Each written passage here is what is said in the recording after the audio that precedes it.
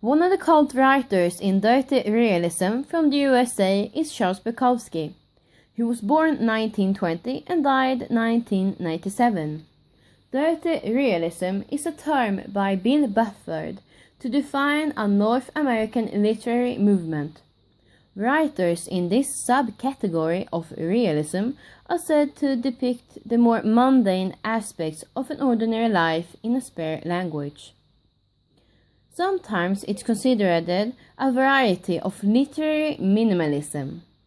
Dirty realism is characterized by an economy with words and a focus on an external description. You can see this in a quote from Charles Bukowski's book Post Office. I put on some bacon and eggs and celebrated with an extra quart of beer. Writers working within the genre tend to avoid extended metaphors, internal monologues, and adverbs. Instead, they allow objects and context to illustrate the meaning. Characters are shown with unremarkable occupations and often lack of money and resources that creates an internal desperation. Nothing is too indecent to write about for Bukowski. The style he uses is frank, straightforward, and even blunt. You can definitely see this in a quote from his book, The Post Office. But now and then, a woman walks up, full blossom, a woman just bursting out of her dress, a sex creature, a curse, the end of it all. The urban scene in Bukowski's books are Los Angeles, and the characters are from the bottom of society. Layabouts, dropouts, and drunks. Bukowski wrote about a boring everyday job in the post office from 1971. This makes him an unconventional, meaningful American writer. He wrote about what lies beneath the American dream, the hard life of poor people who does anything to be able to pay the rent. Post Office is about his alter ego, Henry Chernofsky, and his job as a carrier and sorter for United States Postal Service. Groundbreaking was how the tragic and dark-humored story wasn't an autobiographical tale embroidered with exaggerative figment. It was truly his life. By speaking about himself, he was creating something new by depicting the life of the normal working-class American, whose lives hasn't been written about before in this kind of way. Younger writers like Katie Aker has been inspired by his street style and dirty realism.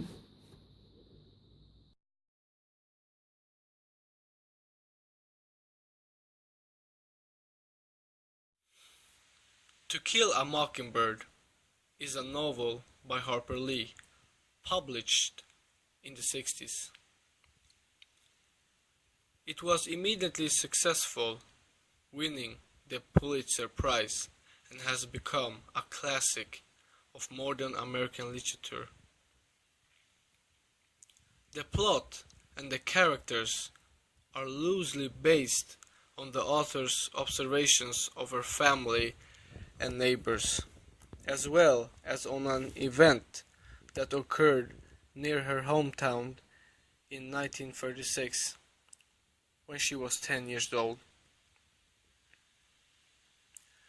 The novel is renowned for its warmth and humor, despite dealing with the serious issues of rape and racial inequality. The narrator's father, Atticus Finch, has served as a moral hero for many readers and as a model of integrity for lawyers. One critic explains the novel's impact by writing, "In the 20th century, To Kill a Mockingbird is probably the most widely read book dealing with race in America, and its protagonist, Atticus Finch, the most enduring fictional image of racial heroism."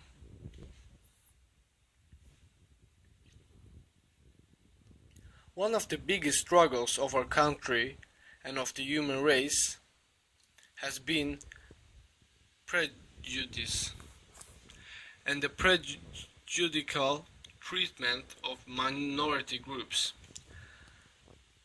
When To Kill a Mockingbird came out, the civil rights movement was just beginning.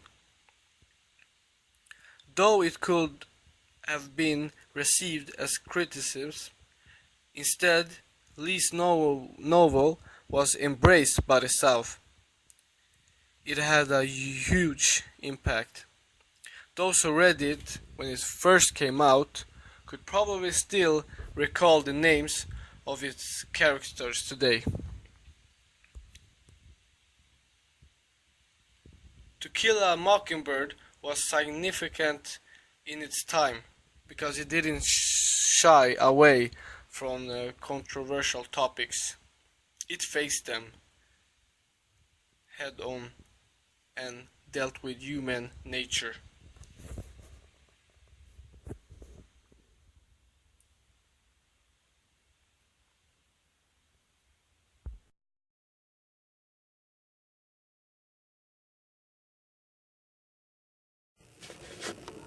Analysis of Martin Luther King I Have a Dream speech. He is most remembered for his speeches, including the famous I Have a Dream speech, given during March in Washington, D.C. in 1963. That I Have a Dream speech is a passionate call for the end to discrimination, which outlined his vision for a world where people are judged for the content of their character, not the skin color or other superficial reasons. Martin Luther King electrified America with his methods, I Have a Dream speech, dramatically delivered from the steps of Lincoln Memorial. His rhetoric demanding racial justice and an integrated society became a mantra for the black community, as it is familiar to subsequent generations of Americans as the USA Declaration of Independence. His words proved to be a touchstone for understanding the social and political upheaval of the time and gave the nation a vocabulary to express what was happening. The key mission in the speech is that all people are created equal, and although not the case in America at the time, King felt it must be the case for the future. He argued passionately and powerfully. Lee's King's speech was well researched. In preparation, he studied the Bible, the Gettysburg Address, and the U.S. Declaration of Independence, and alludes to all three in his address.